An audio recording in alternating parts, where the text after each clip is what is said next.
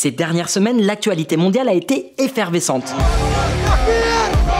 L'arrivée de Trump, la chute du régime d'Al-Assad en Syrie, les crises politiques en France et en Allemagne, et que dire de la Corée du Sud? Je pense que les Sud-Coréens n'auraient pas du tout imaginé terminer cette année de cette manière-là. Après avoir tenté un coup d'État le 3 décembre, le président sud-coréen a finalement été suspendu. L'Assemblée nationale a réussi à faire passer une procédure de destitution contre le président Yoon Suk-yeol, qui n'a désormais plus aucun pouvoir présidentiel.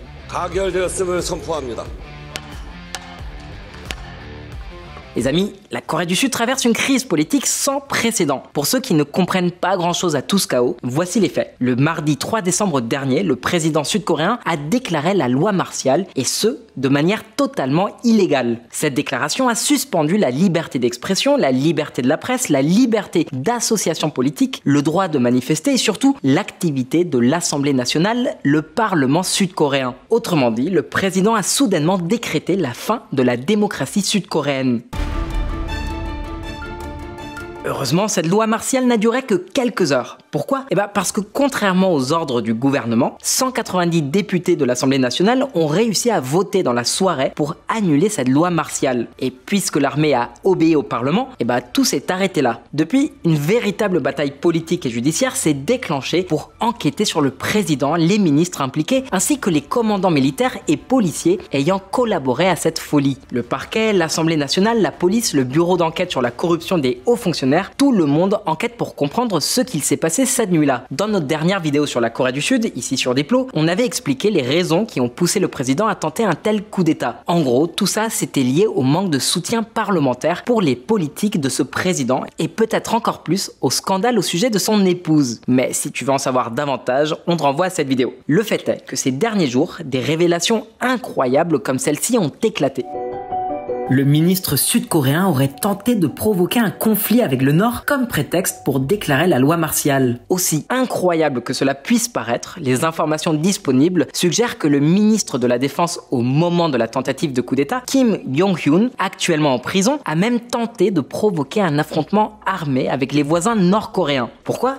Parce qu'un tel affrontement aurait pleinement justifié la déclaration de l'état de guerre, autrement dit, la loi martiale. C'est complètement ubuesque, mais ça n'en reste pas moins vrai. Quoi qu'il en soit, ce scénario ne s'est pas réalisé, la tentative de coup d'État a échoué et le président a perdu ses pouvoirs. Mais attention, l'histoire est loin d'être terminée. La Cour constitutionnelle doit maintenant valider la destitution du président dans un délai maximum de 6 mois. Si elle le fait, des élections auront lieu dans un délai de 60 jours. Et crois-moi, la politique sud-coréenne pourrait bien opérer un virage à 180 degrés. En revanche, si la Cour constitutionnelle n'approuve pas la destitution, le président retrouvera alors tous ses pouvoirs, ce qui provoquerait un chaos énorme au sein de la société civile sud-coréenne. Regarde, sur le papier, la destitution semble être la solution idéale face à un président putschiste. Mais il y a un problème. La loi exige que la Cour constitutionnelle valide la destitution avec au moins 6 votes favorables sur ses 9 membres. Et là, il y a un hic. Le tribunal compte actuellement 3 sièges vacants. Ça signifie que la décision devra être unanime pour destituer définitivement le président. Le Premier ministre, qui assume les pouvoirs du président en cas d'incapacité de ce dernier, pourrait néanmoins essayer d'accélérer la nomination de nouveaux juges avant que le tribunal ne rende sa décision. Après tout, ce Premier ministre, Han Duck-soo, s'est toujours opposé à la déclaration de la loi martiale. Mais même dans ce cas, il y a un autre défi. 4 des 6 juges actuels ont été nommés sous la présidence de Yoon, dont un directement par Yoon en personne. Bref, peu importe comment tu vois les choses, la politique sud-coréenne s'annonce particulièrement mouvementée dans les mois à venir. Même si, très probablement, la Cour constitutionnelle validera la destitution. Comme je te l'ai déjà dit, les preuves sont nombreuses. Le président est allé tellement loin qu'il a même voulu provoquer un affrontement armé avec la Corée du Nord. Ouais, t'as bien entendu. Ce qu'on va te raconter maintenant, c'est l'histoire délirante de la manière dont le président sud-coréen a failli faire imploser la démocratie coréenne. Mais d'abord, je t'invite à t'abonner, à liker et à partager parce que oui, vous n'êtes que 17% d'entre vous à être abonnés à Diplo. Donc faites-moi plaisir, vous connaissez la rengaine, nous, on démarre.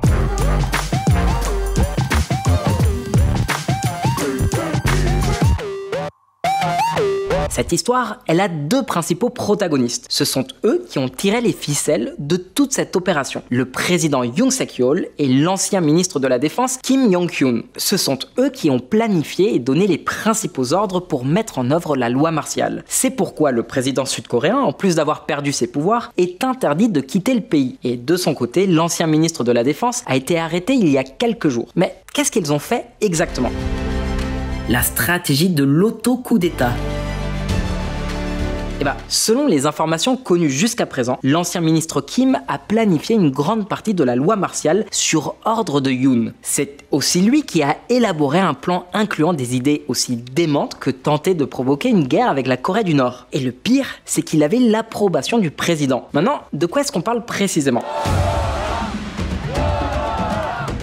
Tu vois, d'après les enquêtes en cours, le plan du coup d'État n'a pas été improvisé. Même s'il a heureusement été exécuté de manière désastreuse, il était en préparation depuis plusieurs mois. En fait, par pure coïncidence, en mars dernier, un exercice militaire a été organisé pour préparer l'armée à une possible déclaration de loi martiale. Un exercice inhabituel qui avait déjà semblé étrange dans les cercles militaires. Mais le pire était encore à venir en octobre, 2 mois avant la déclaration de la loi martiale. À l'époque, personne ne savait ce qui se passait vraiment. Mais il semble maintenant que ce qui se déroulait était en réalité la phase initiale du plan du président Yoon Suk-yeol et de l'ancien ministre Kim pour suspendre la démocratie sud-coréenne. Ces deux-là voulaient provoquer une attaque nord-coréenne susceptible de déclencher un conflit armé. Et comment est-ce qu'ils s'y sont pris ? Regarde cette info qui remonte au mois d'octobre.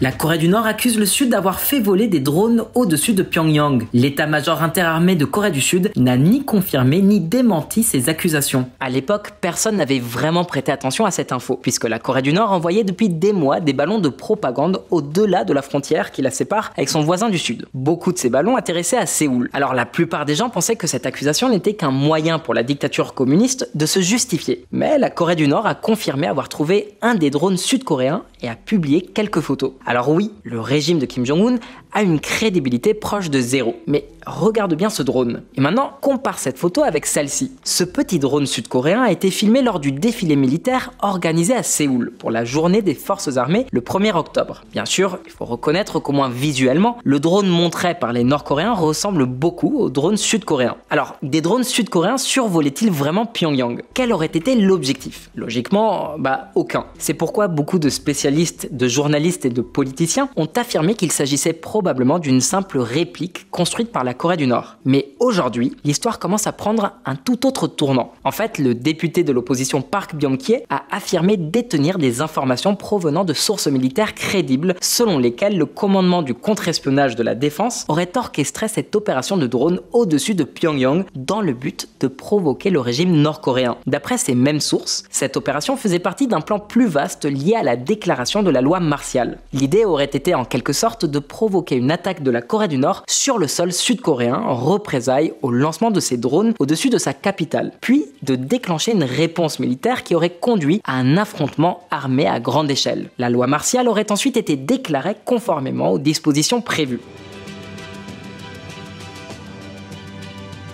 Et souviens-toi, l'idée d'une attaque nord-coréenne sur le territoire sud-coréen, elle n'est pas si farfelue. Ils l'ont déjà fait en 2010 avec le bombardement de l'île de Yeonpyeong et en 2015 avec des tirs d'obus contre des haut-parleurs sud-coréens à la frontière. La différence, c'est que cette fois, Séoul aurait répondu en cherchant une escalade pour justifier la déclaration de l'état de guerre. Je sais, ça paraît complètement loufoque comme hypothèse, mais c'est apparemment l'histoire qu'on découvre. D'après le témoignage de ce député, tout ce plan de drone aurait été élaboré par l'ancien ministre de la Défense, Kim, et le lieutenant-général, on y va pour la 4e prise, Yo In-hyung, qui était alors commandant du contre-espionnage de la Défense. Et tu sais ce qui est le plus intriguant dans toute cette affaire? Le vendredi 13 décembre, le parquet a demandé un mandat d'arrêt contre Yeo pour insurrection et abus de pouvoir.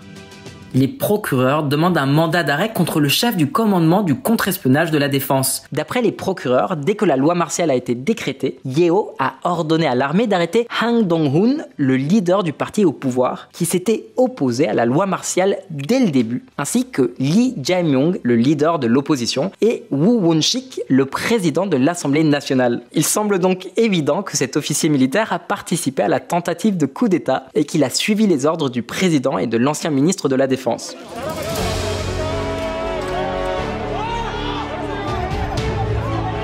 Mais attention, l'histoire elle n'est pas finie. Lors d'un interrogatoire au Parlement, Moon Chang-ho, le commandant du renseignement de la défense, a révélé que dans la nuit où la loi martiale a été décrétée, une unité de détention composée d'agents de l'unité de renseignement militaire avait été activée. Commandant du renseignement. Le jour de la loi martiale, 5 agents spéciaux étaient en alerte à Pangyo. Première reconnaissance de la mobilisation du renseignement militaire. On parle ici d'une unité d'élite de l'armée sud-coréenne spécialisée dans l'infiltration, l'arrestation, voire l'assassinat de leaders nord-coréens en cas de guerre. Autrement dit, la crème de la crème.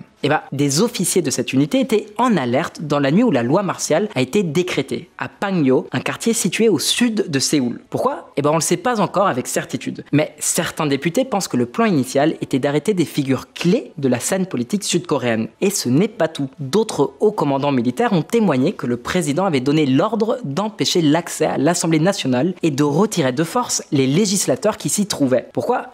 Pour les empêcher de voter contre la loi martiale. Parce que selon la législation sud-coréenne actuelle, l'Assemblée a le pouvoir d'annuler la loi martiale à tout moment. C'est précisément pour cette raison que le président Yoon a tenté d'empêcher ce vote.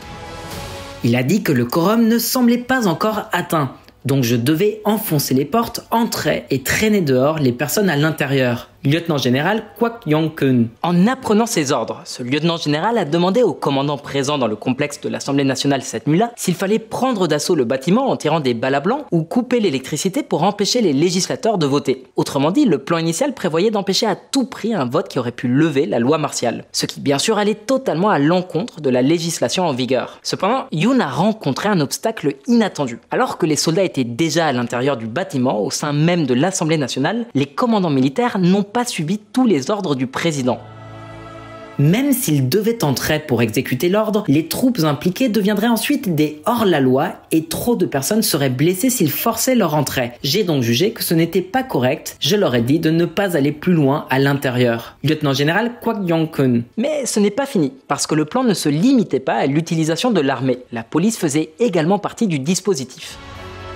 Le chef de la police nationale et le chef de la police de Séoul arrêtés dans l'enquête sur la loi martiale. Les enquêteurs pensent que les chefs de la police ont donné l'ordre à leurs agents de boucler les abords du Parlement pour empêcher les députés d'entrer dans le bâtiment et d'annuler la loi martiale. D'après le directeur de l'agence de police, le président l'a appelé 6 fois pour lui ordonner d'arrêter les députés, un ordre qui, heureusement, n'a pas été exécuté. Mais attention parce que même des commandants militaires ont contacté ce directeur pour lui fournir la localisation de politiciens de l'opposition. Bref, une véritable conspiration.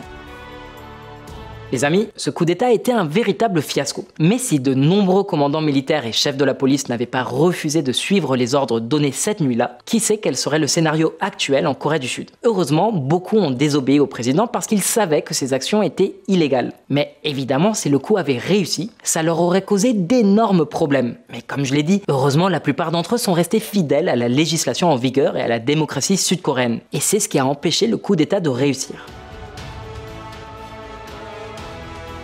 À cause de tout ça, la procédure de destitution a été validée, le président a été suspendu et tout indique qu'il sera très bientôt définitivement démis de ses fonctions. Il devra probablement aussi faire face à une cour pénale et finira sans doute en prison. La question c'est, et maintenant il se passe quoi? Malheureusement, on ne sait pas vraiment non plus. Mais on va essayer de deviner un peu la suite.